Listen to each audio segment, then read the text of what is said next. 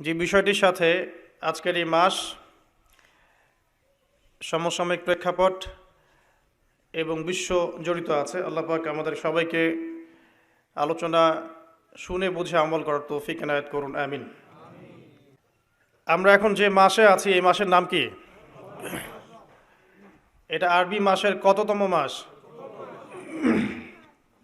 মাশাআল্লাহ। এই মাসে একটা দিন আছে স্পেশাল, এই দিনের নাম কি? আশুরা। আশুরার দিনে কি হয়েছিল? আশুরার দিনে কি হয়েছিল? আশুরার দিনের সবচেয়ে গুরুত্বপূর্ণ ঘটনা কি? আশুরার দিনে আমরা রোজা রাখি, তাই না? আশুরার দিনে আমরা রোজা রাখি বা সিয়াম পালন করি। কি কারণে করি? কি উদ্দেশ্যে আমরা এই কাজটা করি? কে বলতে পারবেন? উপলক্ষটা কি? কি কারণে আমরা সওম রাখি? যেমন রমজান মাসে আমরা সওম রাখি, আল্লাহ পাক রমজান মাসে কোরআন নাজিল করেছেন, তাই তো? আশুরার সওম আমরা কেন রাখি? কে বলতে পারবেন? কোন আল্লাহর বান্দা নাই? মাশাআল্লাহ। তো আমরা জানবো ইনশাআল্লাহ এই ঘটনার পিছনের গল্পগুলো কি, ইনশাআল্লাহ তাআলা। ওয়া মা তাওফীকি ইল্লা বিল্লাহ আলাইহি তাওয়াক্কালতু ওয়া ইলাইহি উনীব। তো আমি আলোচনা শুরু করতে চাচ্ছি একটা মূল জায়গা থেকে, যে মুসলিম উম্মার বা মুসলিম জাহানের একজন জাতির পিতা আছেন, তার নাম কি? মাশাআল্লাহ, ইব্রাহিম আলাইহিস সালাম। ইব্রাহিম আলাইহিস সালামের দুইজন সন্তান, একজন ইসমাইল আলাইহিস সালাম, আরেকজন ইসহাক আলাইহিস সালাম। আলোচনা একটু মন দিয়ে শুনতে হবে, কোনো অংশ যদি মিস করে ফেলেন তাহলে হয়তো বুঝতে পারবেন না পরের অংশটা। আবুল আম্বিয়া ওয়াল মুরসালিন, অর্থাৎ নবীগণের পিতা ইব্রাহিম আলাইহিস সালামের দুইজন সন্তান। একজন সন্তানের নাম ইসমাইল আলাইহিস সালাম, আরেকজনের নাম ইসহাক আলাইহিস সালাম। ইসমাইল আলাইহিস সালাম জন্ম নিয়েছেন হাজেরা আলাইহিস সালামের গর্ভে। আর হাজেরা আলাইহিস সালামকে রেখে আসা হয়েছে কোথায়? মক্কায়। তো এখান থেকে ইসমাইল আলাইহিস সালামের বংশ চলতে চলতে এক পর্যায়ে এই বংশে সর্বশেষ এবং চূড়ান্ত নবী মুহাম্মদ সাল্লাল্লাহু আলাইহি ওয়াসাল্লামের জন্ম হয়। ঠিক আছে? তাহলে আমরা হচ্ছি বনু ইসমাইল। ইসমাইল আলাইহিস সালামের বংশের পুরো সিলসিলায় একজন নবী পাওয়া যায়, তিনি হচ্ছেন আমাদের নবী মুহাম্মদুর রাসূলুল্লাহ সাল্লাল্লাহু আলাইহি ওয়াসাল্লাম। আর আরেকজন সন্তান ইব্রাহিম আলাইহিস সালামের, তার নাম কি? ইসহাক আলাইহিস সালাম। ইসহাক আলাইহিস সালাম জন্মগ্রহণ করেছেন সারা আলাইহিস সালামের গর্ভে। প্রথমে তিনিই ছিলেন, সারা আলাইহিস সালামই প্রথম স্ত্রী। তো তার গর্ভে জন্ম লাভ করেন ইসহাক আলাইহিস সালাম। তো আমরা বুঝতে পারলাম যে নবীগণের একাধিক স্ত্রী ছিল। পশ্চিমা সভ্যতা আমাদেরকে শিখিয়েছে যে একজন সৎ ব্যক্তির একটাই স্ত্রী থাকতে পারে। একজন চরিত্রবান এবং সৎ ব্যক্তির একজন স্ত্রী থাকতে পারে। যার একাধিক স্ত্রী আছে তার চরিত্র ভালো না। এটা পশ্চিমারা আমাদেরকে শিখিয়েছে আর কি। এবং পশ্চিমা গোলক ধাঁধায় যারা নিজেদের দর্শন হারিয়ে ফেলেছে তারাও এই মতাদর্শে বিশ্বাস করে। তবে তারা এটা বিশ্বাস করে যে একজন স্ত্রী থাকলেও একাধিক মেয়ের সাথে শারীরিক সম্পর্ক রাখা ভালো। আর ইসলাম বিশ্বাস করে যে যদি কারোর সাথে শারীরিক সম্পর্ক রাখতেই হয় তাকে স্ত্রীর মর্যাদা দিতে হবে। তো যাই হোক, ইব্রাহিম আলাইহিস সালামের দুইজন স্ত্রী ছিলেন। সারা আলাইহিস সালামের গর্ভে ইসহাক আলাইহিস সালাম জন্মলাভ করেন, এবং সেটা অনেক দেরিতে, অনেক বয়স হওয়ার পরে, বার্ধক্যে উপনীত হওয়ার পরে। তো ইসহাক আলাইহিস সালামের ছেলের নাম হচ্ছে ইয়াকুব আলাইহিস সালাম। তারা থাকতেন শামে, অর্থাৎ প্যালেস্টাইনে। আর ইসমাইল আলাইহিস সালাম তারা থাকতেন মক্কায়। দুইটা জায়গা আপনি চিনতে পারছেন, প্যালেস্টাইন আর একটা হচ্ছে মক্কা। মক্কা ইসমাইল আলাইহিস সালাম, যার সিলসিলায় মুহাম্মদ সাল্লাল্লাহু আলাইহি ওয়াসাল্লাম, আমরা যার উম্মত। আর ওই যে প্যালেস্টাইন, শাম দেশ, সিরিয়া, জর্ডান, লেবানন, প্যালেস্টাইন, এই জায়গাটাকে বলা হয় শাম। এই প্যালেস্টাইনে ইসহাক আলাইহিস সালাম যিনি সারা আলাইহিস সালামের গর্ভে জন্ম নিয়েছেন। ঠিক আছে, ওকে। এবার ইসহাক আলাইহিস সালামের পরবর্তী জেনারেশন, তার নাম হচ্ছে ইয়াকুব আলাইহিস সালাম। আর ইয়াকুব আলাইহিস সালামের আরেকটা নাম হচ্ছে ইসরাইল। কি নাম? ইসরাইল। এই কারণে ইয়াকুব আলাইহিস সালামের বংশধরদেরকে বলা হয় বনু ইসরাইল। এবার বুঝতে পারছেন বনু ইসরাইল কাদেরকে বলা হয়? আচ্ছা, এখন এই ইয়াকুব আলাইহিস সালামের অনেক সন্তান ছিলেন। সূরা ইউসুফ পড়ে দেখেন 11-12 জন পুত্র সন্তান ছিলেন, বা 13 জনের কথা এসেছে, আরও থাকতে পারে, আল্লাহু আলাম। এখানে এতটুকু এসেছে। ইউসুফ আলাইহিস সালাম তার একজন সন্তান, ঠিক আছে, যাকে তার ভাইরা কুয়ায় ফেলে দেয়। ঠিক আছে, কুয়ার থেকে ইউসুফ আলাইহিস সালাম চলে গেলেন মিশরের রাজার বাসায়। এটা তো পড়েছেন। আচ্ছা, আমি কিন্তু ডিটেলস বলতে পারবো না খুতবায়, শুধু লাইনগুলো টাচ করছি। কুয়া থেকে চলে গেলেন, ভাইদের ষড়যন্ত্রে কুয়ায় তিনি পড়লেন, তাকদিরের এভাবেই তাকদির লেখা ছিল। তারপরে সেখান থেকে মিশরের রাজার বাসায়, ঠিক আছে, সেখান থেকে সেই যে রাজার স্ত্রী তাকে আহ্বান করলো, তিনি বললেন যে মাআয আল্লাহ, আমি আল্লাহকে ভয় করি। এরপর সেখান থেকে জেলখানায় বিনা অপরাধে তিনি 12 বছর জেল খাটলেন। আর সেখান থেকে তিনি বের হয়ে আবার যখন আসলেন, তখন মিশরের কি প্রায় খাদ্যমন্ত্রী বলা যায়, মিশরের বড় একটা পলিটিক্যাল পদ আল্লাহ পাক তাকে দিলেন। ঠিক আছে, তাহলে মিশরে কিভাবে বনু ইসরাইল আসলো? ইউসুফ আলাইহিস সালামের মাধ্যমে। ঠিক আছে, ইউসুফ আলাইহিস সালামের মাধ্যমে মিশরে বনু ইসরাইলের আগমন হলো। এর আগ পর্যন্ত বনু ইসরাইল থাকতো ওই যে প্যালেস্টাইনে। এখন ইউসুফ আলাইহিস সালামের শাসনামল যতদিন ছিল ততদিন পর্যন্ত বনু ইসরাইল মিশরে খুব ভালোভাবেই জীবনযাপন করত। কিন্তু যখন তার যুগটা চলে গেল, তখন সেখানে ফেরাউনদের যুগ আসলো। কাদের যুগ? ফেরাউনদের যুগ। আর ফেরাউন শব্দের অর্থ হচ্ছে এটা একটা রাষ্ট্রীয় পদ, যেমন প্রেসিডেন্ট, প্রাইম মিনিস্টার এমন পদ আছে। ফেরো বা ফেরাউন এটা হচ্ছে একটা রাষ্ট্রীয় পদের নাম। তো ফেরাউনের আসল নাম হচ্ছে রেমেসিস। কি নাম? রেমেসিস। রেমেসিস 1, রেমেসিস 2 এরকম করে নাম থাকে আর কি। আর যে ফেরাউনের মমিটা আমরা পেয়েছি তারও একটা নাম আছে। তার নাম হচ্ছে, আমি এনসাইক্লোপিডিয়া ব্রিটানিকা থেকে এটা পেয়েছি, তার নাম হচ্ছে মনেপ্তাহ। যে ফেরাউনের মমিটা আমরা পেয়েছি এর নাম হচ্ছে মনেপ্তাহ, তার মূল নাম। তাকে রেমেসিস বলা হতো, আর তার টাইটেল হচ্ছে ফেরো বা ফেরাউন। ঠিক আছে, এখন এই ফেরাউনদের সময় ইউসুফ আলাইহিস সালামের রেখে যাওয়া সেই যে বনু ইসরাইল, এরা আর উন্নত জীবনযাপন করতে পারলো না। তারা দাসত্বের শৃঙ্খলা আবদ্ধ হলো, তাদের উপর জুলুম নির্যাতন শুরু হতে লাগলো। এক পর্যায়ে ফেরাউন তাদেরকে ডিভাইড অ্যান্ড রুলের মতো করে সমাজে নিপীড়িত করতে লাগলো।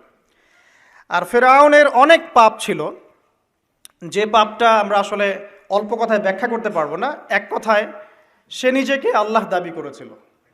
তারপরে সে সমাজের মধ্যে শিরকের প্রচলন ঘটাতো। সে কন্যা সন্তানদেরকে জীবিত রাখত, পুত্র সন্তানদেরকে হত্যা করে ফেলত। সে সমাজের মানুষদেরকে বিভক্ত করত, দুর্বলের উপর সবলের অত্যাচার চালাতো। এবং তার একটা অহংকার ছিল, সেটা হচ্ছে সেনাবাহিনীর অহংকার।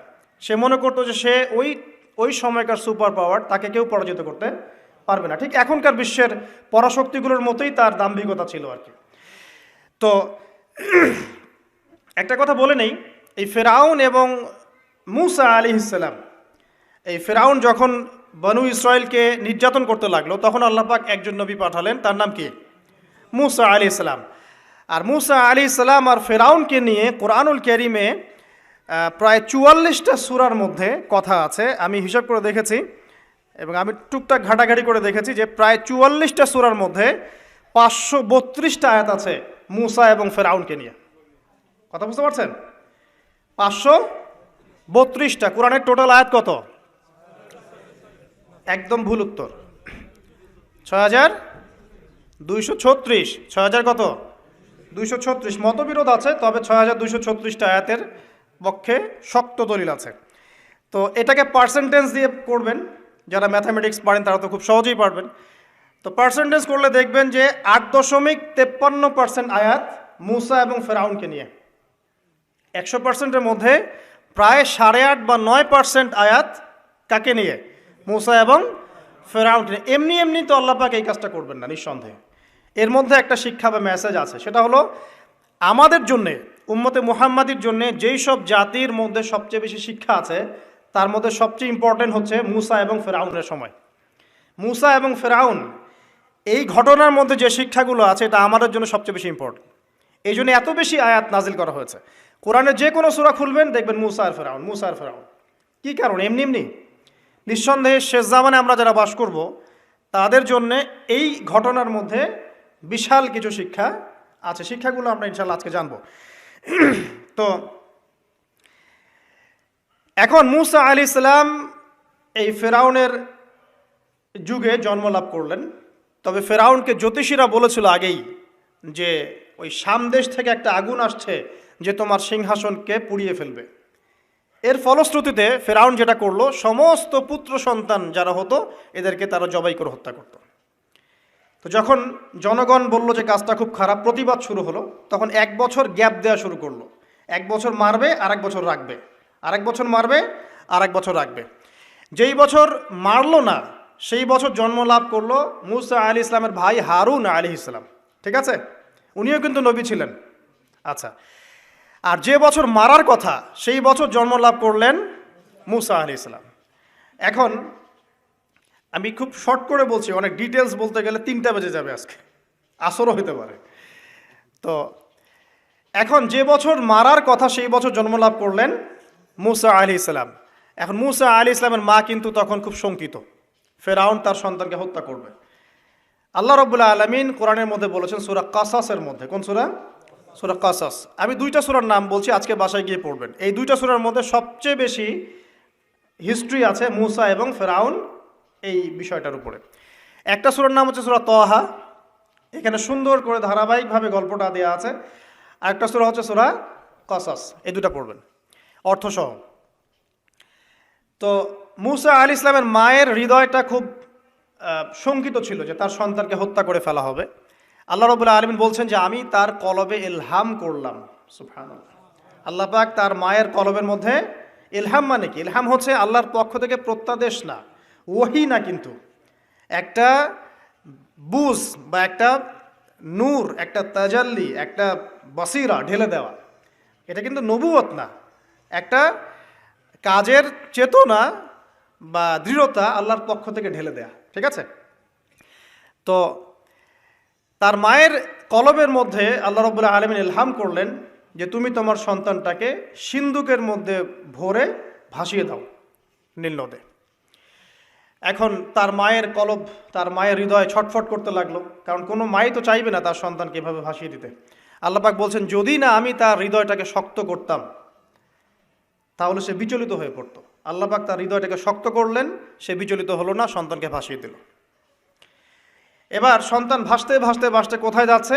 যেখানে ফেরাউনের স্ত্রী গোসল করছে। কথা কি বুঝতে পারছেন? খুব চমৎকার হিস্ট্রি কিন্তু গল্পটা। এবং গল্প মানে এখানে আসলে গাল গল্প না, এগুলো সত্য ঘটনা। এক একটা বর্ণ তেমন সত্য যেমন সূর্য পূর্ব দিক থেকে ওঠে এবং পশ্চিমে ডোবে, এটা যেমন সত্য, এর এক একটা বর্ণ সত্য। এগুলো কোনো গাল গল্প নয়। এবার ফেরাউনের স্ত্রী আসিয়া সেই সিন্দুক পেয়েছে। মুসা আলাইহিস সালামকে আল্লাহ পাক বলছেন যে আমি মুসা আলাইহিস সালামের চেহারার মধ্যে মোহাব্বত বা ভালোবাসা ঢেলে দিয়েছিলাম। তার চেহারা যেই দেখতো তাকে ভালোবাসত। বুঝছেন? ভালোবাসা ঢেলে দিয়েছেন। এবার ফেরাউনের স্ত্রী আসিয়া, এখানে আসিয়া নন, অন্য একজন স্ত্রী হয়তো, তিনি বলছেন যে ফেরাউনকে বলছে যে একে আমরা আমাদের কাছে রেখে দিই, হয়তোবা সে আমাদের উপকারে আসবে, অথবা তাকে আমরা সন্তান হিসেবে গ্রহণ করতে পারি। লা তাকতুলুহ, তাকে হত্যা করো না। আসা আন ইয়ানফা'না আও নাত্তাখিযাহু ওয়ালাদা, এরকম করে আল্লাহ পাক বলেছেন কোরআনে। তো ফেরাউন তার স্ত্রীর কথা শুনলো এবং তাকে না হত্যা করে রেখে দিল। আর আল্লাহ রাব্বুল আলামিনের কি কৌশল! ওয়া মাকারু ওয়া মাকারাল্লাহ, যেই মূসাকে হত্যা করার জন্য বছরের পর বছর হাজার হাজার শিশুকে হত্যা করা হয়েছে, সংখ্যাটা লাখ লাখও হতে পারে, সেই মূসা আলাইহিস সালামকে আল্লাহ পাক ফেরাউনের ঘরেই লালন পালন করতে লাগলেন। চিন্তা করলেন? এবার মূসা আলাইহিস সালাম যখন যুবক হলেন, আমি সংক্ষিপ্ত করছি, যখন যুবক হলেন তখন একদিন দেখলেন যে রাস্তায় দুজন ব্যক্তি ঝগড়া করছে। সূরা কসসের মধ্যে আছে, ফাইটিং, স্ট্রিট ফাইট। তো একজন ব্যক্তি হচ্ছেন বনু ইসরাইলের, আরেকজন হচ্ছে ফেরাউনের সেনাবাহিনীর। এখন মূসা আলাইহিস সালাম কার পক্ষ নেবেন? তিনি বনু ইসরাইলের পক্ষ নিলেন। তিনি গিয়ে তাকে বাঁচানোর চেষ্টা করলেন এবং শুধু একটা ঘুষি দিয়েছেন, ফাওয়াকাযাহু, একটা ঘুষি, ফাকাদা আলাইহি, এবং এই একটা ঘুষিতেই সেই ব্যক্তি ডেড। এটা কোরআনে আছে, সূরা কসসে। তার মানে কোরআন দলিল দিচ্ছে যে মানুষের বডিতে এমন এমন পার্টস আছে, এমন এমন জায়গা আছে যেখানে একটা ঘুষি মারলেও মানুষ মারা যেতে পারে। কি বুঝলেন? যারা মার্শাল আর্ট শিখেছেন বা শিখছেন তারা এটা আরও ভালো বুঝবেন। মানুষের এই বডিতে এমন অনেকগুলো জায়গা আছে, 7টা বা 8টা বা 10টার মতো, যেখানে একটা ঘুষি দিলেও মানুষ মরতে পারে। সো ভালো কিছু শিখেন, শিখলে ঠিক আছে। টিকটক প্রজন্ম না হয়ে আর এই মোবাইলে লুডো না খেলে ভালো কিছু শেখেন, ইনশাআল্লাহ কাজে দিবে। আত্মরক্ষা শেখা খারাপ? আচ্ছা, তো তবে দাড়ি টুপি নিয়ে শিখতে চান না, সমস্যায় পড়তে পারেন। তো এখন একটা ঘুষিতে সে ব্যক্তি মারা গেল। তার পরের দিন আবার দেখা গেল যে ওই ব্যক্তি যাকে তিনি বাঁচিয়েছেন সেই ব্যক্তি আর আরেকজন সেনাবাহিনীর সদস্য আবার মারামারি করছে। এবার মূসা আলাইহিস সালাম বললেন যে তুমি তো একটা বোকা মানুষ। এবার সে আবার চড়াও হতে শুরু করলো মূসা আলাইহিস সালাম, কিন্তু এবার একজন ব্যক্তি এসে তাকে বললেন যে গতকাল তুমি কিন্তু একজনকে হত্যা করেছো এক ঘুষিতে, আজকে আবার তুমি এই কাজ করতে যাচ্ছ, তুমি তো এখানে স্বৈরাচারের মতো আচরণ করছো। মূসা আলাইহিস সালাম তখন আল্লাহর কাছে ক্ষমা চাইলেন, বললেন ইন্নাহু হাযা মিন আমালিশ শাইতান, এটা তো শয়তানের মতো কাজ, শয়তানের কাজ হয়ে গেল। রব্বিক ফিরলি, আল্লাহ আমাকে মাফ করে দিন। ফাগফার আল্লাহ, আল্লাহ পাক বলছেন আমি তাকে মাফ করে দিলাম। তিনি তো ইচ্ছাকৃতভাবে করেন নাই, করেছেন আনইনটেনশনালি, এটা হয়ে গেছে। কিন্তু এখন ফেরাউন মূসা আলাইহিস সালামকে ধাওয়া করতে শুরু করলো, কারণ ফেরাউনের দৃষ্টিতে মূসা আলাইহিস সালাম একটা মার্ডার করেছেন তার দৃষ্টিতে, কিন্তু মূসা আলাইহিস সালাম তো আর এটা করেন নাই, ইচ্ছা করে এটা হয়নি, অ্যাক্সিডেন্টলি হয়ে গেছে। এখন মূসা আলাইহিস সালামকে এক ব্যক্তি এসে বলল তুমি এখান থেকে তাড়াতাড়ি পালাও, এই মিশরে থাকলে ফেরাউন তোমাকে ধরে এখন শাস্তি দিবে। এখন মূসা আলাইহিস সালাম বাধ্য হয়ে মিশর থেকে চলে যাচ্ছেন কোথায়? মাদিয়ান। কোন জায়গা? মাদিয়ান। এটাও আরবের মধ্যে একটা জায়গা, যেই জায়গার নবী হচ্ছেন শুআইব আলাইহিস সালাম। কি নাম? আচ্ছা, এবার শুআইব আলাইহিস সালামের সেই কওমে মূসা আলাইহিস সালাম গেলেন, না খাবার আছে, না পানি, না কাপড়, কিছুই নাই, একদম রিক্ত হস্ত। সেখানে গিয়ে তিনি দেখলেন যে এমনই একটা জলাশয়, হয়তোবা আল্লাহ ভালো জানেন, সেই জলাশয়ের কাছে কিছু মানুষ পানি পান করাচ্ছে গবাদি পশুদেরকে। আমি কি বুঝাতে পারছি? আচ্ছা, তো দূরে দুজন মেয়ে দাঁড়িয়ে আছে, এই দুজন মেয়ে অনেকক্ষণ থেকে দাঁড়িয়ে আছে, তারা পানি পান করাতে পারছে না। মূসা আলাইহিস সালাম অনেকক্ষণ থেকে অবজার্ভ করছেন যে মেয়ে দুটো পানি পান করাতে পারছে না গবাদি পশুদেরকে। তিনি প্রথমে একটু অস্বস্তি বোধ করলেন, তারপরে আবার গেলেন তাদের কাছে, গিয়ে বললেন কি সমস্যা। তখন সেই মেয়েরা বলল যতক্ষণ পর্যন্ত আমার কওমের লোকেরা এখান থেকে সরে যায় না ততক্ষণ আমরা পানি পান করাতে পারি না, কারণ আমরা দুর্বল, মেয়ে মানুষকে টাইম দিচ্ছে না আর কি। আর এদিকে আমাদের বাবা অত্যন্ত বৃদ্ধ মানুষ, বাসায় পড়ে আছেন একা। তখন মূসা আলাইহিস সালাম যুবক ছিলেন এবং তিনি কিন্তু শক্তিশালী ছিলেন, কওয়িউন আমিন, বিশ্বস্ত এবং শক্তিশালী। ওই যে এক ঘুষিতে মানুষ মারা মানুষ, কি মনে করছেন? তো তিনি এবার ওই গবাদি পশুদেরকে নিয়ে এসে পানি পান করালেন। পানি পান করিয়ে তিনি একটা গাছের ছায়ায় গিয়ে বসলেন। এই প্রত্যেকটা কথা কিন্তু কোরআনে আছে, প্রতিটা কথাই। সূরা কসস পড়েন, সূরা তাহা পড়েন। গাছের ছায়ায় বসে তিনি একটা দোয়া করছেন, এবার হাত উঁচু করে দোয়া করছেন, রব্বি, হে আমার প্রতিপালক, ইন্নী লিমা আনজালতা ইলাইয়া মিন খায়রিন ফাকির, হে আল্লাহ, আপনি আমার প্রতি যে রহমত বা যে করুণা বর্ষণ করবেন এর জন্য আমি ফকির হয়ে বসে আছি। দোয়ার ভাষাটা শুনছেন? আল্লাহ, আপনি আমার প্রতি যে করুণা বর্ষণ করবেন আমি এর জন্য ফকির হয়ে বসে আছি। তো প্রত্যেকটা নেক কাজ করার পরে এরকম দোয়া করা সুন্নত, দোয়া কবুল হয়ে যাবে ইনশাআল্লাহ। দোয়া সাথে সাথে কবুল হয়ে গেল।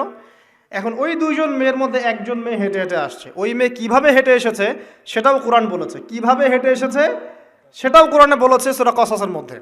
সূরা কসসে আল্লাহ পাক বলছেন ওই দুইজন মেয়ের মধ্যে একজন হেঁটে হেঁটে আসলো লাজুক পায়ে। কেমন পায়ে? লাজুক পায়ে। যেই চলাফেরা আপনি এখনকার মেয়েদের মধ্যে দেখতে পারবেন না। এখনকার মেয়েদের হাঁটার মধ্যে লজ্জা আছে, লজ্জাশীলতার সাথে লাজুক ভঙ্গিতে সেই মেয়ে হেঁটে হেঁটে আসলো। আল্লাহ পাক সেই কথাটাও কোরআনে বলেছেন। এখনকার যে পশ্চিমা সংস্কৃতির অনুকরণ করে যে মেয়েরা, এদের মধ্যে আপনি এই ভাবটা পাবেন। তাদের হাঁটা দেখলে আপনি মনে হবে লজ্জা আছে ভিতরে কোনো, এই বিষয়টা নিয়ে খুব ভাবছিলাম। দেখেন, সূরা আরাফের মধ্যে আল্লাহ পাক বলেছেন যে শয়তান তোমাদের পিতা এবং মাতাকে জান্নাত থেকে বের করে দিয়েছে, তোমরা শয়তান সম্পর্কে সতর্ক থেকো। যখন জান্নাত থেকে বের হয়ে যাবেন, তার আগে যখন তারা ওই যে গাছের কাছে গিয়েছেন, সর্বপ্রথম যে ঘটনা ঘটেছে সেটা হলো গায়ের কাপড় খুলে গেছে। আমার কথা বুঝতে পারছেন না? ওই ফলের কাছে যাওয়ার পর সর্বপ্রথম যে ঘটনা ঘটেছে জান্নাতে, নিজেদের গায়ের কাপড় খুলে গিয়েছিল। এরপরে গাছের ছাল এবং গাছের যে বড় বড় পাতা জান্নাতের, এগুলো দিয়ে তারা লজ্জাস্থান ঢাকা শুরু করেছিলেন। এটাও কোরআনে আছে। এখন আল্লাহ পাক যখন নামিয়ে দিচ্ছেন দুনিয়াতে, আদম সন্তানদেরকে আল্লাহ পাক বলছেন যে তোমরা শয়তান সম্পর্কে সতর্ক থেকো, শয়তান কিন্তু তোমাদের পিতা মাতার কাপড় খুলে নিয়েছিল। কথা বুঝতে পারছেন? এখন খেয়াল করে দেখেন যে কাপড় খুলে নেওয়া দরকার হচ্ছে না, মানুষ অটোমেটিক কাপড় খুলে দিচ্ছে। কথা কি বুঝতে পারছেন? মনে করে একটা এক্সাম্পল দিই, আল্লাহ না করুক, ধর এই মাঠের মধ্যে 1,00,000 মানুষকে জড়ো করে এই মাঝখানে শহীদ মিনারের কাছে যদি আপনাকে কেউ জোর করে 10 জন মানুষ ধরে কাপড় খুলতে চায়, আপনার কেমন লাগবে?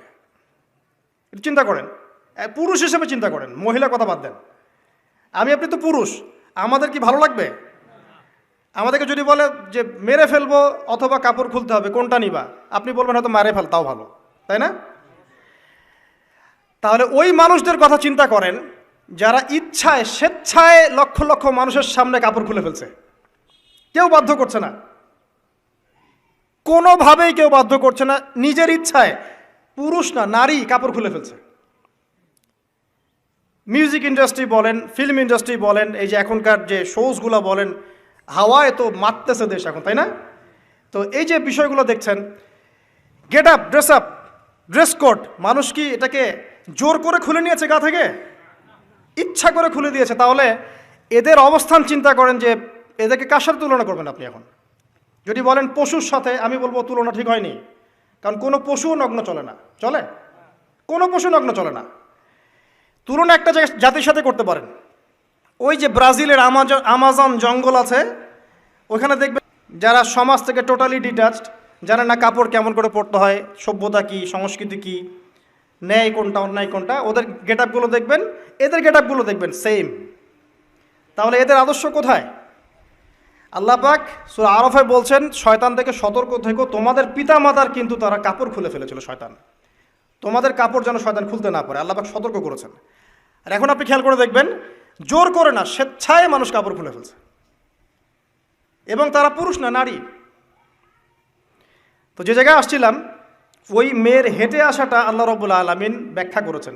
সেই মেয়ে, 2 জন মেয়ের 1 জন মেয়ে হেঁটে হেঁটে আসছে মূসা আলাইহিস সালামের কাছে লাজুক ভঙ্গিতে, লজ্জায় মুখ নত করে, লজ্জাশীলতার সাথে এসে বলছেন যে আমার বাবা আপনাকে ডাকছে। তার বাবা কে? শুআয়ব আলাইহিস সালাম। আমার বাবা আপনাকে ডাকছে। এবার তিনি গেলেন শুআয়ব আলাইহিস সালামের কাছে, গিয়ে তার কিসসা বা কাহিনীটা বললেন। শুআয়ব আলাইহিস সালামও কিন্তু একজন নবী এবং জবরদস্ত নবী। বলে রাখি, শুআয়ব আলাইহিস সালামের কওম সর্বপ্রথম সেই কওম যাকে ভূমিকম্প দিয়ে ধ্বংস করা হয়েছিল।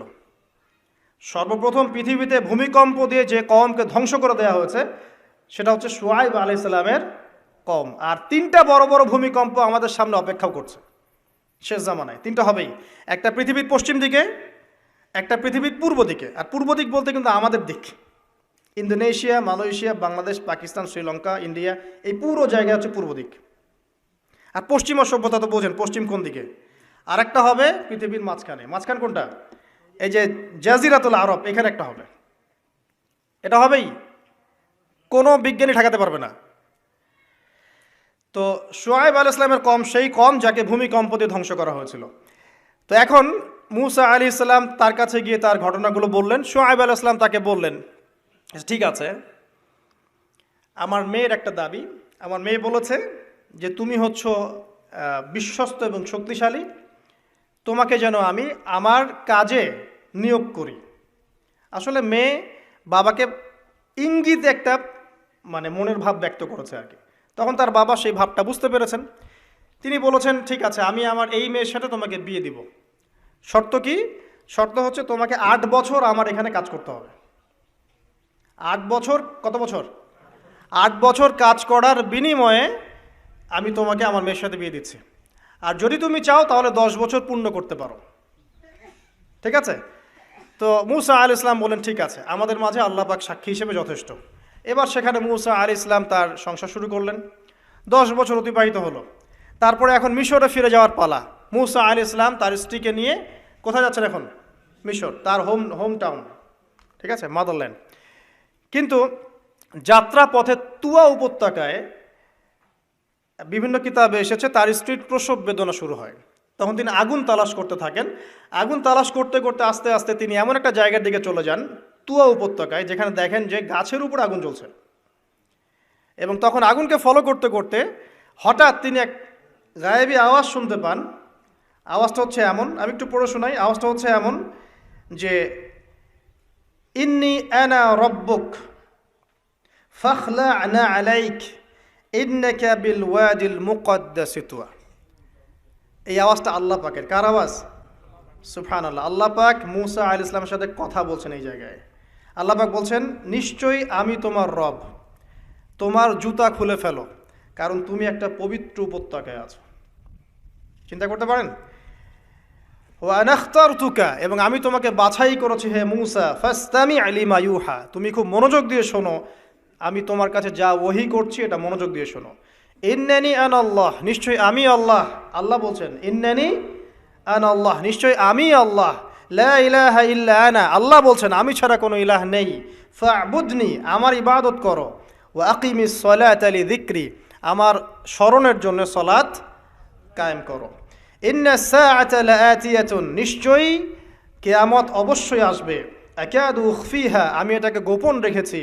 লিতুজজা কুল্লু নাফসিন বিমা তাসআ, যাতে করে প্রত্যেক নফসকে তার প্রতিদান দেয়া যায়। ফালা ইয়াসুদ্দান্নাকা আনহা মান লা ইউমিনু বিহা ওয়াত্তাবা'a হাওয়াহু ফাতারদা, যারা প্রবৃত্তির অনুসরণ করে তারা যেন তোমাকে এই বিষয়টার প্রতি ঈমান আনা থেকে দূরে রাখতে না পারে। আল্লাহ পাক এই পর্যন্ত বললেন। এরপর আল্লাহ বলছেন ওয়ামা তিলকা বিয়ামিনিকা ইয়া মূসা, মূসা তোমার ডান হাতে এটা কি? মূসা আলাইহিস সালাম বলছেন যে ক্বালা হিয়া আসায়া, এটা আমার লাঠি। তার সাথে কি ছিল? একটা লাঠি। আতাওয়াক্কাউ আলাইহা ওয়া আহুশু বিহা আলা গনামি ওয়া লিয়া ফিহা মাআরিব উখরা, এই লাঠি দিয়ে আমি গাছের ডাল ছাঁটি, গবাদি পশুদেরকে চড়াই, এছাড়া আমি আমার বিভিন্ন কাজে লাঠি ব্যবহার করি। আল্লাহ পাক বলছেন ক্বালা আলকিহা ইয়া মূসা, মূসা এটা নিক্ষেপ করো দেখি, হাত থেকে ছুঁড়ে মারো। মূসা আলাইহিস সালাম ছুঁড়ে মারলেন। ফাআলকাহা, তিনি ছুঁড়ে মারলেন। ফাইদা হিয়া হাইয়াতুন তাসআ, সাথে সাথে লাঠিটা ছোটাছুটি শুরু করলো সাপের মতো। অন্য সূরায় আছে এই দৃশ্য দেখার সাথে সাথে মূসা আলাইহিস সালাম উল্টা দিকে দৌড় দিয়েছিলেন। স্বাভাবিক, ভয় পাওয়া স্বাভাবিক। তো তখন আল্লাহ পাক বলেছিলেন যে তুমি ভয় পেও না, আমার কাছে নবীগণ ভয় পায় না। ঠিক আছে, অন্য সূরায় এগুলো আছে, আমি শর্ট করে বলছি। এরপরে আল্লাহ পাক বললেন ক্বালা খুযহা ওয়ালা তাখাফ, তুমি এটাকে ধরো, এটাকে ভয় পেও না। সানুঈদুহা সিরাতাহাল উলা, তুমি ধরা মাত্রই সেটা আবার লাঠিতে রূপান্তরিত হবে। আরেকটা কাজ করো, ওয়াদমুম ইয়াদাকা ইলা জানাহিক, তোমার হাতটাকে বগলের নিচে নিয়ে যাও। তাখরুজ বাইদা মিন গায়রি সু, এটাকে বের করো, তারপর দেখবে এটা স্বচ্ছ আলো প্রদান করবে। সুবহানাল্লাহ। বগলের মধ্যে হাত নিয়ে আসো, হাতটাকে বের করো, দেখবে হাত থেকে স্বচ্ছ আলো বের হবে। এই দুইটা মুজিজা আল্লাহ পাক তাকে দিলেন। আয়াতান উখরা, এটা আরেকটা নিদর্শন। তো এখানে কি হলো? মূসা আলাইহিস সালাম নবুয়ত পেলেন। Shortcut key? মূসা আলাইহিস সালাম কি পেলেন? নবুয়ত পেলেন। নবুয়ত পাওয়ার সাথে সাথে আল্লাহ পাক তাকে দুটো মুজিজা দিলেন। একটা হচ্ছে লাঠি, আর একটা কি? হাত বগল থেকে বের করলেই কি হবে? আলো বের হয়ে যাবে। এবার তার ডিউটি কি? আল্লাহ পাক ডিউটি দিচ্ছেন তাকে যে ইযহাব ইলা ফিরআউনা ইন্নাহু তাগা, এবার তোমার কাজ হচ্ছে তুমি ফেরাউনের কাছে যাবে, কারণ ফেরাউন সীমা লঙ্ঘন করেছে। তখন মূসা আলাইহিস সালাম বললেন রব্বি ইশরাহ লি সদরি, আল্লাহ আমার বক্ষটাকে প্রশস্ত করে দিন। মানে আমার তো সেখানে যাওয়ার সাহস হচ্ছে না, আমি তো সেখানে ওদের দৃষ্টিতে একজন খুনের আসামি, ওদের দৃষ্টিতে ওরা তো আমাকে পেলে হত্যা করে ফেলবে। আল্লাহ পাক বলছেন কেল্লা, কখনো না, তারা তোমাকে হত্যা করতে পারবে না। তখন তিনি দোয়া করছেন আল্লাহ আমার হৃদয়টাকে প্রশস্ত করে দিন, ওয়া ইয়াসসির লি আমরি, আমার কাজকে সহজ করে দিন। ওয়াহলুল উকদাতাম মিন লিসানি, আমার লিসান, আমার জিহ্বায় জড়তা আছে আল্লাহ, এটাকে দূর করে দিন। ইয়াফকাহু কওলি, যাতে মানুষ আমার কথা বুঝতে পারে। এই দোয়া করলেন, কবুল হয়ে গেল। এবং আরও দোয়া করলেন যে ওয়াজআলি ওয়াজিরাম মিন আহলি, আমার পরিবারের মধ্য থেকে একজন ওয়াজির দেন। ওয়াজির মানে সহায়ক, যেটা হচ্ছেন হারুন আলাইহিস সালাম, যাতে করে আমরা কি করতে পারি, বেশি বেশি আপনার জিকির করতে পারি এবং আমাদের কাজ সহজ হয়। তো আল্লাহ রাব্বুল আলামিন তার ভাই হারুন আলাইহিস সালামকেও নবুয়ত দান করলেন, দুজন মিলে। এখন আল্লাহ পাক বলছেন ইযহাবা ইলা ফিরআউন, তোমরা দুজন ফিরআউনের কাছে যাও, ইন্নাহু তাগা, সে সীমা লঙ্ঘন করেছে, তবে ফাকুলা লাহু কাওলাল লাইয়িনা, তার সাথে নরম সুরে কথা বলো, লাআল্লাহু ইয়াতাযাক্কারু আও ইয়াখশা, হয়তোবা সে উপদেশ গ্রহণ করবে অথবা আল্লাহকে ভয় করতে পারে। তো ডিউটি দেওয়া হলো যে তোমাদের কাজ এখন এটা, এবং তোমাদের ভয় পাওয়ার কোনো কারণ নাই, সে তোমাদের কোনো ক্ষতি করতে পারবে না। তার কাছে যাও, মোজেজা দেখাও, আল্লাহর দিকে দাওয়াত দাও, লা ইলাহা ইল্লাল্লাহর। যদি সে দাওয়াত কবুল করে আলহামদুলিল্লাহ, যদি না করে তাহলে আমি আল্লাহ তার জন্যে যথেষ্ট। এবার শর্ট করে নিয়ে আসি, মুসা আলাইহিস সালাম সেখানে গেলেন, যাওয়ার পরে ফিরআউনকে দাওয়াত দিলেন। তো ফিরআউন বলছে ক্বালা ওয়ামার রব্বুকুম ইয়া মুসা, কোন রবের কথা বলছো? অন্য আয়াতে সে বলেছিল যে আনা রব্বুকুমুল আ'লা, আমি তোমাদের মহান রব। ঠিক আছে, তো মুসা আলাইহিস সালাম ব্যাখ্যা করলেন, আমি সেই রবের কথা বলছি যে রব আসমান সৃষ্টি করেছেন, জমিন সৃষ্টি করেছেন, যেভাবে তাওহীদের দাওয়াত দিতে হয় সব দিলেন। এরপরেও ফিরআউন সেটা গ্রহণ করলো না। তখন মুসা আলাইহিস সালাম বললেন, যদি আমি তোমাকে কোনো বড় নিদর্শন দেখাই তারপরেও কি বিশ্বাস করবে না? তখন ফিরআউন বলল যে দেখাও দেখি। তখন তিনি লাঠি ছুঁড়ে মারলেন, সাপ হয়ে গেল। এই দৃশ্য থেকে ফিরআউনের পরিবারের সবাই ভয় পেয়েছিল, কিন্তু পলিটিক্যাল স্বার্থে ফিরআউন বলেছিল যে সে একজন বড় জাদুকর, জনগণকে তো বোঝাতে হবে কিছু, নিজে ভয় পেলেও জনগণকে তো কিছু বোঝাতে হবে। সে জনগণকে বলছে আসলে সে একজন বড় জাদুকর, সে চাচ্ছে তোমাদের ন্যাশনের মধ্যে ফাটল সৃষ্টি করতে। তো এখন কি করা যাবে? পরামর্শ করা হলো, তার কাছের কিছু মানুষ থাকে না, তার মন্ত্রী পরিষদ যারা শয়তানিতে পিএইচডি করেছিল আর কি, তার ওকে পরামর্শ দিল যে একটা কাজ করা যাক, একটা বড় ময়দানে যাওয়া যাক, সেখানে আমরা বড় বড় জাদুকরদেরকে ডাকবো, এখানে একটা জাদুর ব্যাটল হবে, মোনাজারা হবে জাদুর। তো সব বড় বড় জাদুকরকে ডাকা হলো মিশরের, এবং বলে রাখি যে জাদুবিদ্যা কিন্তু সত্য, সুলাইমান আলাইহিস সালামের সময় থেকে এটা চলে আসছে। হারুত এবং মারুত ফেরেশতাকে কিন্তু এর মধ্য দিয়ে পরীক্ষা করা হয়েছে মানব জাতিকে। যাই হোক, তো জাদু থেকে বাঁচার জন্য কোরআন এবং সুন্নাহর যে দোয়া কালামগুলো আছে এগুলো নিয়মিত পড়বেন ইনশাআল্লাহ। আল্লাহ পাক আমাদেরকে হেফাজত করুন, আমিন। তো আমি শর্ট করছি। তো এবার জাদুকররা একদিকে, মুসা আলাইহিস সালাম একদিকে। তো মুসা আলাইহিস সালামকে তারা বলছে তুমি আগে ছুঁড়ে মারবেন, আমরা ছুঁড়ে মারবো। মুসা আলাইহিস সালাম বলছে বাল আলকু, তোমরা ছুঁড়ে মারো। তখন তারা যখন তাদের লাঠিগুলো ছুঁড়ে মারলো, এগুলো সাপ হয়ে গেল। এটা একটা চোখের ভেলকিবাজি ছিল। আল্লাহ পাক এই জাদুটাকে বলেছেন কোরআনে সিহরুন আযীম, বড় একটা জাদু করেছিল তারা, মানে তারা জাদুবিদ্যায় খুব পারদর্শী ছিল। এখন যেমন সায়েন্সের যুগ, তখন কিন্তু জাদুবিদ্যার যুগ ছিল। ঠিক আছে, তো মুসা আলাইহিস সালাম তারপর কিছুটা ভয় পেয়ে গেলেন। আল্লাহ পাক বলেন তুমি ভয় পেও না, বরং তোমার লাঠি ছুঁড়ে মারো, ইন্নাকা আনতাল আ'লা, তুমি বিজয়ী হবে ইনশাআল্লাহ তাআলা। এরপর মুসা আলাইহিস সালাম লাঠি ছুঁড়ে মারার সাথে সাথেই তার লাঠিটা যে সাপে রূপান্তরিত হলো, এই সাপটা বাকি সব সাপকে খেয়ে ফেললো। এই দৃশ্য দেখার সাথে সাথেই ওই জাদুকর যারা ছিল, সবচেয়ে বড় বড় জাদুকর, একটা সমাজে সবচেয়ে বড় বড় জাদুকর, সাথে সাথে মুসলিম হয়ে গেল।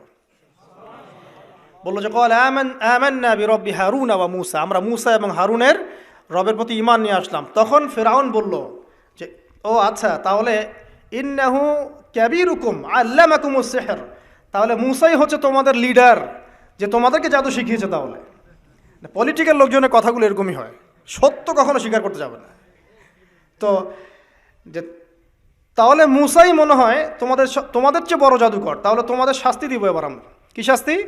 ওই যে শুলদণ্ড দিয়ে ডান দিকের হাত বাম দিকের পা কেটে ফেললো। চিন্তা করতে পারেন, একদিকের হাত একদিকের পা কেটে শুলদণ্ড দিয়ে ঝুলিয়ে রাখলো। তখন এই জাদুকররা এমন একটা কথা বলেছে যেটা পড়লে আমরা চোখ দিয়ে পানি পড়ে যায়। এই জাদুকররা বলেছিল যে তোমার যা ইচ্ছা তুমি তা করো, ফাকদি মা আনতা ক, তোমার যা মনে চায় তাই করো। কথাটা শুনছেন? ফাকদি মা আনতা ক, তোমার যা মনে চায় তাই করো। কিন্তু আমরা ইন্না আমান্না বিরব্বি হারুন ওয়া মুসা, আমরা মুসা এবং হারুনের রবের প্রতি ঈমান এনেছি। আশা করা যায় যে আমরা এই ঈমান আনার ফলে সারা জীবন জাদুবিদ্যা চর্চা করে যে পাপ করেছি, আল্লাহ পাক সব পাপ মাফ করে দিবেন ইনশাআল্লাহ। দেখেন, একটা সেজদা না করেও তারা জান্নাতে চলে গেল। দেখলেন, তারা কিন্তু নামাজ পড়তে পারে নাই, সুযোগ হয়নি, রোজা রাখতে পারে নাই, যাকাত দিতে পারে নাই, শুধু খালেস ঈমান যে না আল্লাহকে চিনেছি, আল্লাহ ছাড়া কোনো ইলাহ নাই, আল্লাহ ছাড়া কাউকে পরোয়া করি না, আল্লাহই সব কিছু। তারপরে তাদেরকে ফাঁসি দেওয়া হলো, হাত পা কেটে ফেলা হলো, জান্নাত। এই ঘটনাটা পড়বে তহার মধ্যে আছে। যাই হোক, এখন এভাবে যখন মূসা আলাইহিস সালামকে পরাজিত করতে পারলো না, মূসা আলাইহিস সালাম তাদেরকে সময় দিলেন, তওবা করে ফিরে আসো, আল্লাহ পাক মাফ করে দিবেন। কিন্তু ফেরাউন এবং তার দলবল এগুলো সহ্য করলো না, বরং ফেরাউন টিটকারি করছিল, এই হামান তুমি আছো? হামান বলছে, হ্যাঁ আছি। আমার জন্য একটা বড় প্রাসাদ নির্মাণ করো, ইট পোড়াও, আমার জন্য উঁচু প্রাসাদ তৈরি করো, যাতে আমি উকি মেরে দেখতে পারি মুসার রব কোথায় আছে। কথা বুঝতে পারছেন? আমার কাছে মনে হয় হয়তোবা, আল্লাহু আলাম, হয়তোবা এই আয়াতটা মিশরের পিরামিডের দিকে ইঙ্গিত করছে, হয়তোবা, আমি জানি না সঠিক, আমি মানে 100% নিশ্চিতভাবে বলতে পারবো না, কিন্তু আমার কাছে মনে হয় হয়তোবা এটা সেই সময়কারই ঘটনা, যে হামান ইট পুরাতে থাকো, ইট এবং পাথর পোড়াও, উঁচু উঁচু উঁচু একদম সর্বোচ্চ কিছু তৈরি করো, প্রাসাদ তৈরি করো, যাতে করে আমি তার উপরে উঠে মুসার ইলাহকে দেখতে পারি। এটা কার কথা ছিল? ফেরাউনের। এটা করাও হয়েছে। এরপরে 9টা আযাব আল্লাহ পাক দিয়েছেন। কয়টা? 9টা। একবার সতর্ক করা হয়, যদি না শোনে আল্লাহ পাক আযাব দিলেন রক্তের, সমস্ত পানি রক্ত হয়ে গেল। এবার ফেরাউন এবং তার লোকজন এসে বলে, আমরা তওবা করব, মুসা তুমি দোয়া করো আল্লাহর কাছে, আল্লাহ যেন সরিয়ে দেয়।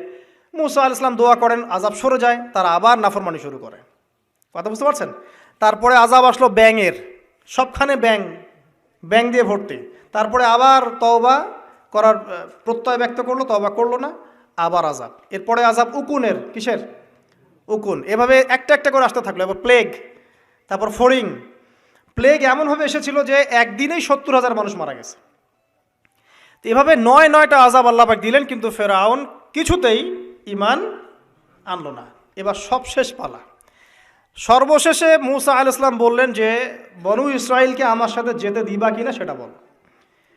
তো এখন যেহেতু অনেক মানুষ মারা যাচ্ছে প্লেগে, সবশেষে গিয়ে মূসা আলাইহিস সালামের কাছে ফেরাউন এবং তার এই যে হামান, কারুন, যারা ছিল, এরা নমনীয় হলো এবং বলল, ঠিক আছে, তোমরা বনু ইসরাইলকে নিয়ে এখান থেকে বের হয়ে যাও, মিশরে আমরা আর কোনো আপদ চাই না, তোমরা চলে যাও এখান থেকে। এবার যখন মূসা আলাইহিস সালাম এবং বনু ইসরাইল এখান থেকে বের হয়ে যাচ্ছেন, বলা হচ্ছে তাদের সংখ্যা ছিল প্রায় 30 লক্ষ, কেউ বলেছেন 40 লক্ষ। সংখ্যাটা ফ্যাক্ট না। বনু ইসরাইলের একটা বড় কম ছিল, 10 থেকে 20% মানুষ মিশরের বনু ইসরাইল ছিল। তারা এখন বের হয়ে যাচ্ছেন রাতের অন্ধকার শেষ হয়ে ফজরের সময়। ফেরাউনের মাথায় আবার শয়তানি চাপলো। সে বলল, না, এদেরকে যেতে দেওয়া যাবে না, যদি চলে যায় ওখানে গিয়ে যদি বিদ্রোহ করে আমাদের উপর হামলা করে, কি করণীয়? ফুল ফোর্স নিয়ে, তার যত সেনাবাহিনী ছিল সমস্ত সেনাবাহিনী নিয়ে ফেরাউন মূসা আলাইহিস সালাম এবং তার কওমকে ধাওয়া করা শুরু করলো পিছন থেকে। এবার মূসা আলাইহিস সালাম যাচ্ছেন, তার কওমকে সাথে নিয়ে, সামনে পড়ে গেল লোহিত সাগর। কোন সাগর? লোহিত সাগর। আর পিছনে ফেরাউনের বাহিনী। এরকম একটা অবস্থায় মূসা আলাইহিস সালামের কওমের কিছু মানুষ বলেছিল, ইন্না লামুদরাকুন, হে মূসা, আমরা তো ধরা পড়ে গেলাম, আমরা তখন যেতে পারবো না, সামনে সাগর, পিছনে ফেরাউন। এই সময় মূসা আলাইহিস সালাম একটা কথা বলেছিলেন, এই কথাটা যে বলতে পারবে বিপদের সময়, আল্লাহ পাক তার সাথে থাকবেন ইনশাআল্লাহ। মূসা আলাইহিস সালাম বলেছিলেন কাল্লা, ওইরকম একটা অবস্থা তিনি বলছেন কাল্লা, কখনো নয়, ইন্না রব্বি মাইয়া সাইয়াহদিন, আমার রব আমার সাথে আছেন, তিনি আমাকে পথ দেখাবেন। কথা বুঝতে পারছেন? ব্যাস, আল্লাহ পাকে সাহায্য নেমে আসলো। তিনি বললেন, লাঠি ছুঁড়ে মারো। লাঠি ছুঁড়ে মারার সাথে সাথেই একটা দুইটা না, 12টা রাস্তা হয়ে গেল, পানি ভেদ করে, সাগর ভেদ করে। আর এই 12টা রাস্তা দিয়ে, এটা কোনো গাল গল্প নয়, 12টা রাস্তা দিয়ে বনু ইসরাইলের 12টা দল চলে গেল, পার হয়ে গেল। আর ফেরাউন এটা অবাক হয়ে দেখছে। এক পর্যায়ে সেও সিদ্ধান্ত নিল যে আমিও আমার ফোর্স নিয়ে ধাওয়া করব। এই যে সে নামলো লোহিত সাগরের, সাথে সাথে পানি আবার আগের জায়গায়। এক মুহূর্তের মধ্যে, মানে এক দিনে পুরো ফেরাউন এবং ফেরাউনের যত সেনাবাহিনী আছে একদিনের মধ্যেই শেষ, পৃথিবী থেকে চিরবিদায়। আল্লাহ পাক এত চমৎকার করে কথাটা বলেছেন, কাম তারাকু মিন জান্নাতি ওয়া উয়ুন, তারা কতই না বড় বড় জান্নাত, মানে বাগান এবং প্রস্রবণ পার হয়ে চলে গেল। ওয়া কুনুজি ওয়া মাকামিন কারীম, কত সুন্দর সুন্দর জায়গা তারা ছেড়ে দিয়ে চলে গেল। এবং তারা ধাওয়া করতে লাগলো ফেরাউন মূসার বাহিনীকে। যখন তারা ডুবে গেল, ফামা বাকাত আলাইহিমুস সামাউ ওয়াল আরদ, তাদের জন্য আসমান এবং জমিনের কোনো সৃষ্টি এক ফোঁটা চোখের পানিও ফেলে নাই। এটা আপনি সূরা দুখানের মধ্যে পাবেন, আরও বিস্তারিত আছে। তো এই যে ঘটনাটা ঘটেছে, এই ঘটনাটা ঘটেছে মুহররম মাসের 10 তারিখে। কয় তারিখে? এই হচ্ছে সেই ঘটনা যার স্মরণে আমরা মুহররম মাসের 10 তারিখে সওম রাখি। কথা কি বুঝতে পারছেন? এটাই সেই ঘটনা, যেই ঘটনার ফলশ্রুতিতে এটাকে স্মরণীয় করে রাখতে আল্লাহ পাক কিয়ামত পর্যন্ত এই আশুরার সওমটাকে রেখে দিয়েছেন। এটা ইহুদিরাও রেখেছে, ইসলাম আসার পূর্বে, মানে নবী সাল্লাল্লাহু আলাইহি ওয়াসাল্লামের শরীয়ত আসার পূর্বেও আগের জাতিরাও এটাকে রেখেছিল। নবী সাল্লাল্লাহু আলাইহি ওয়াসাল্লাম এই সওমটাকে রেখেছেন, মুহররম মাসের এই 10 তারিখের সওমটা, এবং তিনি বলেছেন যে আমি আশা করি এই সওম রাখার ফলে 1 বছরের গুনাহ আল্লাহ পাক মাফ করে দিবেন। এবং একজন সাহাবী এসে জিজ্ঞাসা করছিলেন যে কোন মাসের রোজা রমাজান মাসের পরে সর্বোত্তম। নবী সাল্লাল্লাহু আলাইহি ওয়াসাল্লাম বলছেন রমাজান মাসের পর সর্বোত্তম সওম হচ্ছে মুহররম মাসের সওম।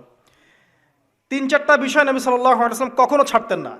ফজরের আগের 2 রাকাত সুন্নাত, মাসের 3 দিন রোজা রাখা আইয়ামে বীজের, তারপরে আপনার আরাফার সওম, এবং এই যে মুহররম মাসের সওম। এই সওমগুলো নবী সাল্লাল্লাহু আলাইহি ওয়াসাল্লাম কখনো ছাড়তেন না। আরও এসেছে একটা বর্ণনা, আমি এটা পেয়েছি ফয়জুল কালামের মধ্যে, যে আশুরার সওম রাখার পাশাপাশি ওই দিন যদি আপনি পরিবার বর্গের উপর খরচ করেন, ইনশাআল্লাহ আপনাকে সারা বছর আল্লাহর পক্ষ থেকে রিজিকের প্রশস্ততা দেওয়া হবে ইনশাআল্লাহ। তো পরিবার বর্গের প্রতি আপনি খরচ করতে পারেন। এখন এই যে ঘটনা দেখেন, এই ঘটনার মূল পিছনে গল্প কি? জালেমের ধ্বংস, মাজলুমের মুক্তি, তাই তো?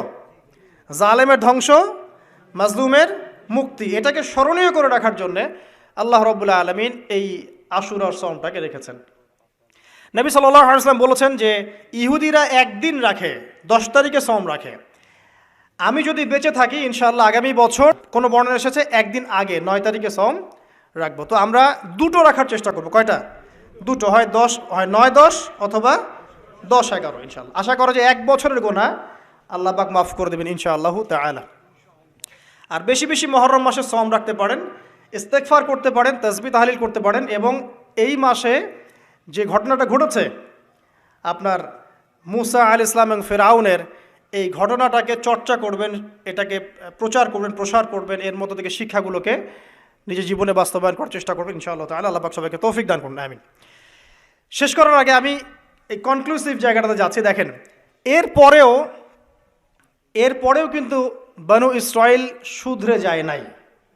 তারা চোখের সামনে দেখলো যে ফেরাউন ডুবে মরল, তারা পার হয়ে গেল। ঠিক পার হয়ে যাওয়ার পরেই অল্প কয়েকদিনের ব্যবধানেই তারা বাছুর পূজা শুরু করেছিল। কি পূজা? সামেরি নামক একজন ব্যক্তি সোনা দিয়ে একটা মানে গরুর মূর্তি করেছিল, এই মূর্তি পূজা তারা শুরু করেছে এই মুক্তির মাত্র কয়েকদিন পরেই। এটা সেই বনু ইসরাইল।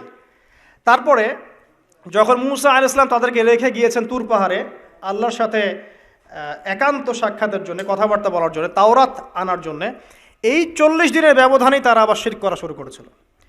মুসা আলাইহিস সালাম সেই তাওরাত এনে দেখেছেন যে তারা পথভ্রষ্ট হয়ে গেছে, এবং তিনি রাগে তাওরাত ছুঁড়ে মেরেছিলেন, এটাও কোরআনে আছে। এবং তার ভাই হারুন তার চুল এবং দাড়ি তিনি চেপে ধরেছিলেন, তোমাকে রেখে গেলাম, তুমি কি করলা? তখন হারুন আলাইহিস সালাম বলেছিলেন যে আমি আমার নিজের নফসের ভয় করছিলাম যে তারা আমাকে হত্যা করে ফেলতে পারে, অথবা বনু ইসরাইলের মধ্যে বিভক্তি সৃষ্টি হতে পারে, এই জন্য আমি কিছু বলতে পারি, আমি মাজলুম ছিলাম। এই অল্প কয়েকদিনের মধ্যেই তারা শিরক করলো, তারা বাছুর পূজা করলো। আল্লাহ পাক তাদেরকে বললেন তোমরা আমালিকা সম্প্রদায়ের বিরুদ্ধে যুদ্ধ করো। তারা প্যালেস্টাইনে থাকতো, আমালিকা সম্প্রদায় প্রচণ্ড শক্তিশালী। তখন এই বনু ইসরাইল বলেছিল যে হে মুসা, ইযহাব আনতা ফাযহাব আনতা ওয়া রাব্বুকা ফাকাতিলা, হে মুসা তুমি যাও আর তোমার রব যাও গিয়ে যুদ্ধ করো, ওয়া ইন্না হাহুনা কাঈদুন, আমরা এখানে বসে থাকবো। কে বলেছে এটা? এই বনু ইসরাইল, যাদেরকে আল্লাহ পাক এত বড় বিপদ থেকে মুক্তি দিয়েছেন। তারপরে তাদেরকে মান্না এবং সালোয়া খাওয়ার পাঠানো হচ্ছে, এই খাওয়ার পর্যন্ত তাদের ভালো লাগছে না। তারা বলছে হে মুসা আল্লাহকে বলো আল্লাহর জন্য আমাদেরকে এই যে পেঁয়াজ, এই যে রসুন, ডাল, মসুর এগুলো উৎপন্ন করার তৌফিক দেন। চিন্তা করতে পারেন এরপরে তারা আবার বলল একদল মানুষ বনু ইসরাইলের, আল্লাহকে সামনে এনে হাজির করে দাও, না হলে বিশ্বাস করব না। তারপর এরকম 70 জন মানুষকে বাছাই করে মুসা আলাইহিস সালাম নিয়ে গেলেন তুর পাহাড়ে। আল্লাহ পাক ওদেরকে মৃত্যু দিয়েছেন, আবার জীবিত করেছেন। মানে এরপরে তারা এত বেশি সীমা লঙ্ঘন করা শুরু করলো যে তারপর তারা আবার অধঃপতনের অতল তলে চলে গেল। কথা বুঝতে পারছেন? 40 বছর পর্যন্ত তিহ নামক জায়গায় খালি ঘুরতেই ছিল। সকালবেলা যাত্রা শুরু করে, সন্ধ্যায় থেকে আবার সে জায়গায় ফিরে আসছে। এভাবে 40 বছর। কতদিন? 40 বছর। তারপর মূসা আলাইহিস সালাম ইন্তেকাল করলেন, এবং মূসা আলাইহিস সালামের কবর আমাদের নবী সাল্লাল্লাহু আলাইহি ওয়াসাল্লাম দেখিয়ে দিয়েছেন যে ওই যে লাল ডিবি দেখা যায়, ওই লাল ডিবির উপরে মূসা আলাইহিস সালামের কবর আছে। মূসা আলাইহিস সালামের পরে ওই যে অমীমাংসিত যুদ্ধ আমালিকা সম্প্রদায়ের সাথে, এটার বাস্তবায়ন করেছেন পরবর্তীতে ইউশা বিন নুন নামে একজন নবী। কি নাম? ইউশা বিন নুন। তার নেতৃত্বে তালুত নামক সেনাপতি এই যুদ্ধের নেতৃত্ব দেন, এবং ওদের দলের মধ্যে ছিল বড় যোদ্ধা, তার নাম জালুত। এটা সূরা বাকারার মধ্যে পাবেন। আর এই তালুতের আন্ডারে ছিল দাউদ আলাইহিস সালাম, যিনি তীর নিক্ষেপ করেছিলেন আর জালুতের চোখে গিয়ে লেগেছিল। কথা বুঝতে পারছেন? এই যুদ্ধে ইউশা বিন নুনের নেতৃত্বে এই যুদ্ধে বনু ইসরায়েল জয়লাভ করে ওই ফিলিস্তিন দখল করে এবং ফিলিস্তিনের প্রবেশাধিকার পায়। তারা ওই বাইতুল মাকদাস সহ পুরো হোলি ল্যান্ড, যেটাকে বলি পবিত্র ভূমি, তারা সেখানকার অধিবাসী হওয়া শুরু করে। আল্লাহ পাক তাদেরকে সেই জায়গা দান করেন, এবং আল্লাহ পাক শর্ত দান করেন, তোমরা যদি সৎ থাকো এই জায়গা তোমাদের আন্ডারে থাকবে, কিন্তু অসৎ হও, সীমা লঙ্ঘন করো, আবার আগের মতো এখান থেকে তোমাদেরকে বের করে দেওয়া হবে। তারা কিছুকাল সৎ ছিল, তারপর তারা দুইবার সীমা লঙ্ঘন করেছে। কয়বার? 2 বার। এই 2 বার সীমা লঙ্ঘন করার কথা সূরা বনী ইসরাঈলের মধ্যে আছে। ওয়ালা তা'আলুন্না উলুওয়ান কাবীরা লা তুফসিদুন্না ফিল আরদি মাররাতাইন, দেখবেন পড়ে। একবার যখন সীমা লঙ্ঘন করলো, তখন রোমানদের দ্বারা এরা মার খেয়েছে। রোমানরা এসে এদেরকে পিটিয়ে সেখান থেকে বের করে দিয়েছে। তারপরে আবার যখন সীমা লঙ্ঘন করলো, তখন নেবুজাত নেজার নামক একজন রাজা, সে গিয়ে আবার ওদেরকে বের করে দিয়েছে। বের করে ওদেরকে দাসত্বের শৃঙ্খলা আবদ্ধ করে ব্যাবিলনের কাছে নিয়ে এসেছে। এই জায়গাটা একটু ভালো করে বোঝেন। 2 বার সীমা লঙ্ঘন করেছে, আমি শেষ করছি। 2 বার সীমা লঙ্ঘন করেছে। একবার রোমানরা তাদেরকে শায়েস্তা করেছে, আর একবার নেবুজাত নেজার তারা শায়েস্তা করেছে। আচ্ছা, দ্বিতীয়বার শায়েস্তা করার পর তাদেরকে দাস বানিয়ে ইরাকে নিয়ে আসা হয়। কোথায়? ইরাকে, ব্যাবিলন এই সভ্যতায়। এবার বনু ইসরাঈলরা আবার সেই দাসত্বে আসলো। যেই মিশরের দাসত্ব থেকে আল্লাহ পাক মুক্তি দিয়ে এখানে নিয়ে গেলেন, আবার সেই বনু ইসরাঈল দাসত্বের শৃঙ্খলা আবদ্ধ হলো। কথা কি বুঝতে পারছেন? অনেক লম্বা হিস্ট্রি। এবার এই দাসত্বের জীবন যখন চলছে, তখন তারা আপোষে কথাবার্তা বলতো, চর্চা করতো। কি চর্চা? যে আমাদের তাওরাতে কিন্তু লেখা আছে একটা কথা। কি কথা লেখা আছে? যে একজন মসিহ আসবে আমাদের। কি আসবে? মসিহ। যখন সেই মসিহ আসবে, ত্রাণকর্তা, তখন আমরা আবার বিশ্বের রুলিং স্টেট হব, আবার সেই জায়গা দখল করতে পারব। এটা কোথায় লেখা আছে? তাওরাতে কিন্তু এখনও আছে টিল নাও। এবং আজকে সকালে আমি এগুলো পড়েছি, টাটকা কথা বলছি। তাওরাতে আমি নিজে দেখেছি, এখন এই কথা আছে যে আমাদের একজন ত্রাণকর্তা আসবে, যিনি আসলে কিন্তু আমরা আবার বিশ্বের শাসনভার ফিরে পাব। এটা কখন তারা আলোচনা করছে? যখন তারা এখানে দাস। এরপর আল্লাহ পাক সেই ত্রাণকর্তাকে পাঠালেন। তার নাম কি? ঈসা ইবনে মারইয়াম। মাশাআল্লাহ, ঈসা ইবনে মারইয়াম ছিলেন সেই মসিহ। কিন্তু এরা সেই মসিহকে চিনতে ভুল করলো, ব্যর্থ হলো। বরং তারাই আবার ঈসা আলাইহিস সালামকে হত্যা করার চেষ্টা করলো। আল্লাহ পাক বলছেন, ওয়ামা কাতালুহু ওয়ামা সালাবুহু, তারা ঈসা ইবনে মারইয়ামকে হত্যাও করে নাই, ক্রুশবিদ্ধ করতে পারে না। বাল রাফাআহু আল্লাহু ইলাইহি, বরং আল্লাহ পাক তাকে তার কাছে উঠিয়ে নিয়েছেন। আমাদের এই সমাজে কাদিয়ানি যারা আছে, এরা কিন্তু বিশ্বাস করে না যে ঈসা আলাইহিস সালামকে উঠিয়ে নেওয়া হয়েছে। কথা বুঝতে পারছেন? কোরআন স্পষ্ট করে বলছে, বাল রাফাআহু আল্লাহু ইলাইহি, আল্লাহ পাক তাকে তার কাছে উঠিয়ে নিয়েছেন। কিভাবে উঠিয়েছেন, কোন অবস্থায় তিনি আছেন, এটা জানার দরকার আছে আমার। আল্লাহ পাক উঠিয়ে নিয়েছেন, এবং সশরীরেই তিনি সেখানে কিভাবে জীবিত আছেন আল্লাহ ভালো জানেন। ওরা কিন্তু এটা বিশ্বাস করে না। আর এই ফিতনাগুলো দিন দিন ছড়িয়ে পড়ছে সমাজের মধ্যে। সতর্ক থাকবেন, খুব সতর্ক থাকবেন। তো সত্যিকারের মাসিহকে তারা চিনতে ব্যর্থ হলো, তাকে হত্যার চেষ্টা করলো। আল্লাহ পাক তাকে উঠিয়ে নিলেন এবং ওদের উপর আযাব দিলেন। কি আযাব? ওরা মিথ্যা একজনকে সত্য মাসিহ মনে করবে এবং তার অনুসরণ করবে, এবং আল্লাহ রাব্বুল আলামিন তাদেরকে আবারও সেইভাবে ধ্বংস করবেন, ঠিক যেভাবে তাদেরকে লোহিত সাগরে ডুবিয়ে মেরেছেন। ফেরাউনকে যখন ডুবিয়ে মারা হয়, তারপরে এই যে 1907 সালে তার মমিটা আবিষ্কার করা হয়। তার আগে মমিটার সন্ধান পাওয়া গেছে 1897 সালের দিকে। কত সালের দিকে? এই যে 1897 সালের দিকে। আর 1907 সালে এটাকে মমিটা গবেষণা করে রেজাল্ট জানিয়ে দেওয়া হয় যে এটা সেই ব্যক্তিরই মমি, নিশ্চিত। এখন একটা জিনিস মিলাচ্ছে আপনাদের সামনে। যখন থেকে ফেরাউনের মমি পাওয়া গেছে, তখন থেকে পৃথিবীতে দেখবেন একটা রেভলিউশনও চলছে। এটাকে বলে জায়নিস্ট মুভমেন্ট। কি মুভমেন্ট? Zionist movement. এবং এরা বিশ্বকে রুল করতে চায়, নেতৃত্ব দিতে চায়, সারা বিশ্বের প্রতিটা জায়গা তারা দখল করতে চায়, পলিটিক্যাল জায়গাগুলো, ইকোনমিক জায়গাগুলো, ব্যবসা, প্রযুক্তি, টেকনোলজি, সব কিছু। এবং সত্যি কথা বলতে এখন বিশ্বটাকে তারাই নিয়ন্ত্রণ করছে, এটাই সত্যি কথা। এখানে আপনি খেয়াল করে দেখেন, তাদেরকে বলা হচ্ছে একজন মেসি আসবে, যিনি আসলে তারা আবার সেই ক্ষমতা ফিরে পাবে। কিন্তু সেই মেসিকে তারা চিনতে ভুল করলো। আল্লাহ পাক এখানে তাদেরকে পরীক্ষায় ফেলেছেন।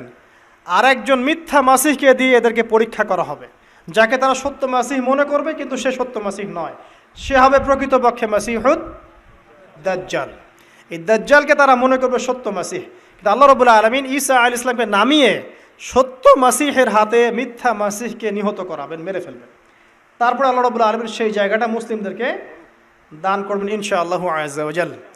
এখন মূল বিষয়টা হচ্ছে যে আশুরা এবং মুহররমের এই 10 তারিখের পিছনে বিশাল একটা হিস্ট্রি আছে। যাবে, হিস্ট্রি শেষ হয়ে যায় নাই। আজকের বিশ্বে সেই বানু ইসরাইলের উত্তরসূরি যারা, তারা তাদের রিলিজনটাকে বিকৃত করে একটা মুভমেন্ট তৈরি করেছে, জায়নিস্ট মুভমেন্ট। এবং এই মুভমেন্ট এখন সারা বিশ্বের বড় বড় বিষয়গুলোকে নিয়ন্ত্রণ করছে। শুধু তাই নয়, এখন কিন্তু সেই হোলি ল্যান্ড তারা আবার দখল করেছে। এই তো 1914 সালেই 14 থেকে 17-র মধ্যে তারা আবার সেই জায়গা দখল করেছে। 2000 বছর তারা যে জায়গায় ঢুকতে পারে নাই, সেই জায়গায় তারা 1914 থেকে 17-র মধ্যে চলে গেছে। অলরেডি তারা সেখানে রাষ্ট্র কায়েম করেছে। অলরেডি তারা সেখান থেকে সারা ওয়ার্ল্ডের বড় বড় বিষয়গুলো নিয়ন্ত্রণ করছে। এবং তারা পুরো হোলি ল্যান্ডটাকে কবজা করে ফেলছে, প্যালেস্টাইনিদেরকে বের করে দিচ্ছে। দিন দিন তাদের আয়তন বাড়ছে। এগুলোকে খেয়াল করেছেন? এবং সারা বিশ্ব থেকে যত ইহুদি আছে সবগুলো সেখানে গিয়ে জড়ো হয়েছে। এগুলোকে মিলাতে পারছেন? এবং তাদের প্রতিশ্রুতি কি? তাদের মাসিহ যখন আসবে তারা কিন্তু সেখান থেকে সারা বিশ্বকে শাসন করবে। তার মানে আমাদের ক্যালকুলেশন হচ্ছে এখানে একটা নির্দিষ্ট সময় পর্যন্ত হয়তোবা তারা সত্যিকার অর্থেই সেখান থেকে সারা বিশ্বকে রুল করবে। জুলুমের বলে সারা বিশ্বে তারা জুলুম ছড়িয়ে দিবে।